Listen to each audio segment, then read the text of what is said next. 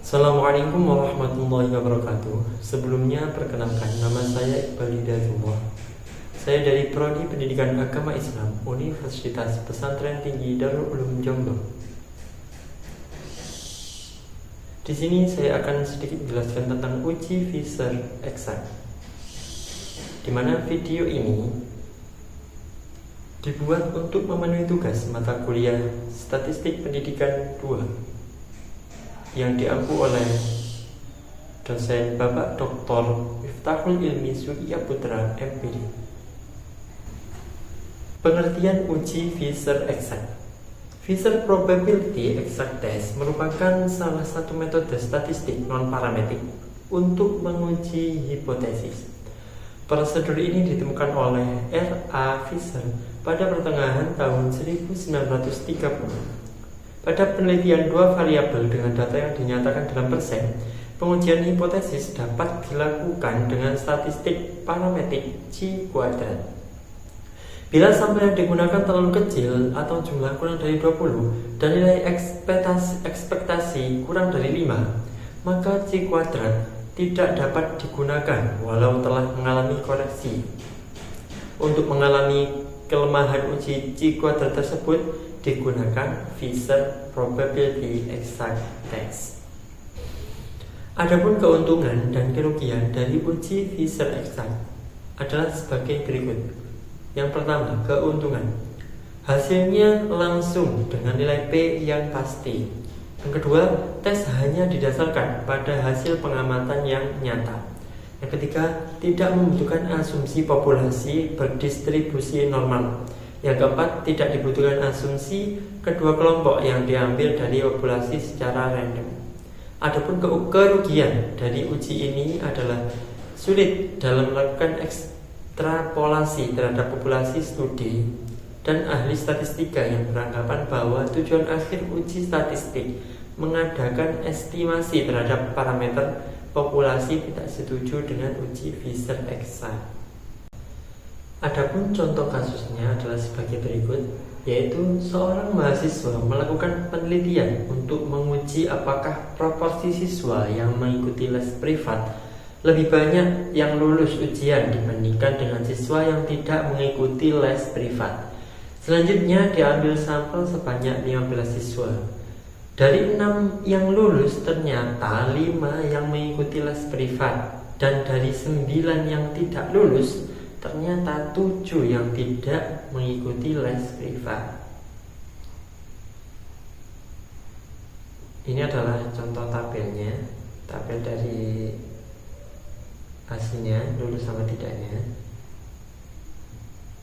Nah, sekarang kita buka aplikasi SPSS-nya.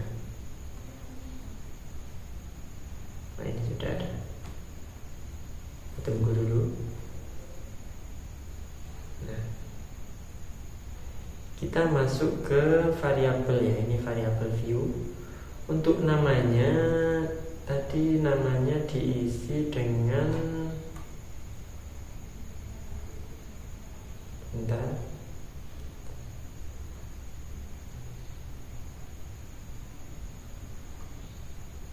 Nah,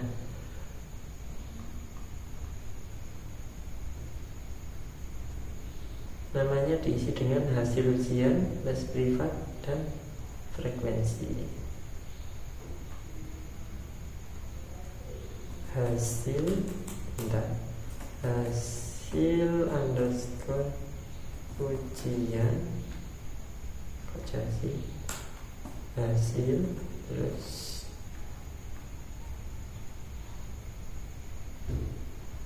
tadi apa ya, lupa ya, les underscore privat sama frekuensi. Les underscore privat sama frekuensi. Nah, untuk value-nya yang hasil ujian ini 1, labelnya lulus, kita add. Itu yang kedua, 2 tabelnya tidak lulus. Kemudian klik OK. Nah, sebelum kita melakukan pengujian, kita harus menyeimbangkan datanya dulu. Jadi kita klik data, kemudian WebJazz. Nah, untuk ini frekuensinya kita pindah. Ini WebJazz, frekuensinya kita pindah. Lalu klik OK. Nah, kalau sudah, kita minimize dulu. Nah, sekarang kita masuk ke data view. Belum. Untuk ininya, value-nya kita kasih 1 untuk iya dan 2 untuk tidak.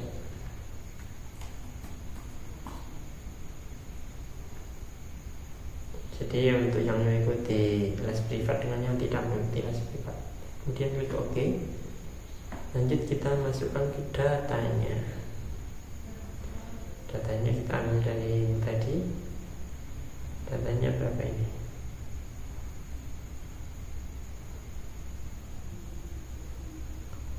Satu dua dua.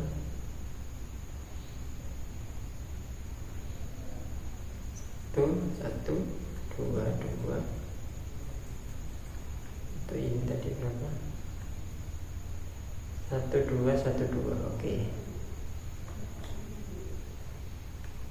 1212. Frekuensinya 5127.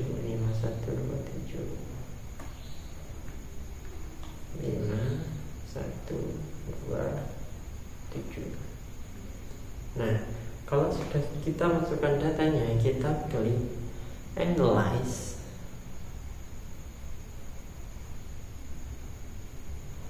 Analyze Descriptive, kemudian cross tab seperti ini ya. Kita klik cross tab.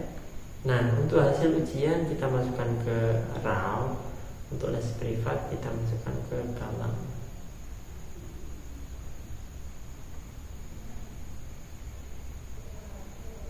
Ini udah WebJazz. Sudah tadi. Kalau sudah ini sudah tadi. Oke. Frekuensinya ya seperti itu. Sudah.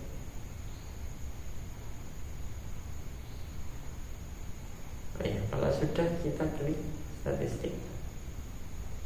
Statistik ini C-square-nya kita centang, kemudian continue. Sudah, kita klik OK.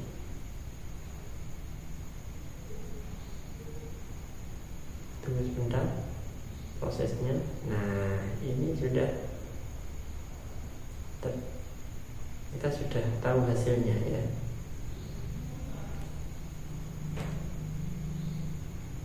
Jadi nanti hasil dari ini kita buat Ctrl N dulu, Ctrl N buat lembaran baru. Buat lembaran baru dulu. Tadi contoh kasusnya di sini. Contoh kasusnya kita copy dulu, nah seperti ini. Ctrl C, kita masukkan ke yang baru dulu nanti. Nah, Ctrl V, kita buat contoh kasus.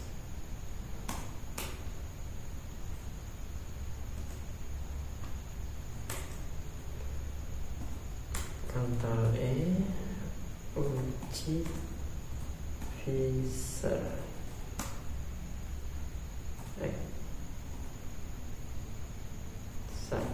Ini besar, kita bold, kita buat besar. Kalau pakai ini, nah seperti ini. Kalau sudah,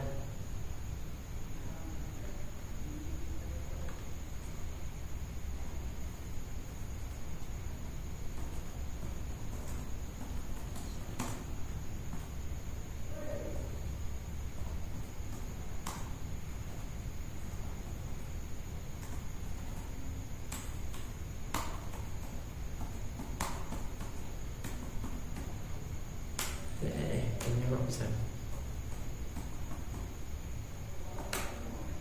Kita copy di sini. Kita copy di sini hasilnya tadi. Hasilnya mana hasilnya? Nah, ini. Ctrl C. Kita masuk ke dokumen ini. Nah, sudah. Kita copy semuanya. Ctrl C. Masukkan di sini. Ctrl V. Ctrl C. Masuk ke dokumennya. Ctrl V.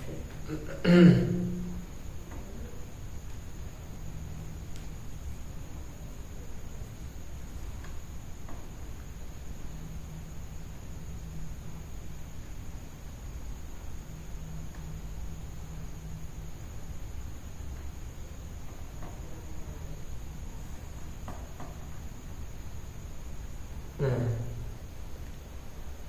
jadi HO-nya proporsi siswa yang lulus yang ikut les privat sama dengan proporsi siswa yang tidak ikut les privat. Untuk HA-nya, proporsi siswa yang lulus yang ikut les privat tidak sama dengan proporsi siswa yang tidak ikut les privat. Untuk taraf signifikannya, tingkat kepercayaannya 95%, signifikansinya 5%, yaitu 0,05. Jadi HO P1 sama dengan P2 tidak ada perbedaan. HI-nya, H1-nya, H0 ya tadi ya, mohon maaf, H1-nya P1 tidak sama dengan P2, ada perbedaan. Jadi dari hasilnya tadi ditemukan bahwa signifikannya ketemu 0,041, di mana 0,041 kurang dari 0,05, sehingga keputusannya HO ditolak jika P value-nya kurang dari 0,05. Berdasarkan penelitian ini dapat ditemukan bahwa HO-nya ditolak karena P value kurang dari taraf signifikannya dari 0,041 kurang dari 0,05. Maka dengan demikian proporsi siswa yang lulus yang ikut les privat tidak sama dengan proporsi siswa yang tidak ikut les privat. Nah, seperti ini. Terima kasih. Semoga bermanfaat. Kurang lebihnya mohon maaf.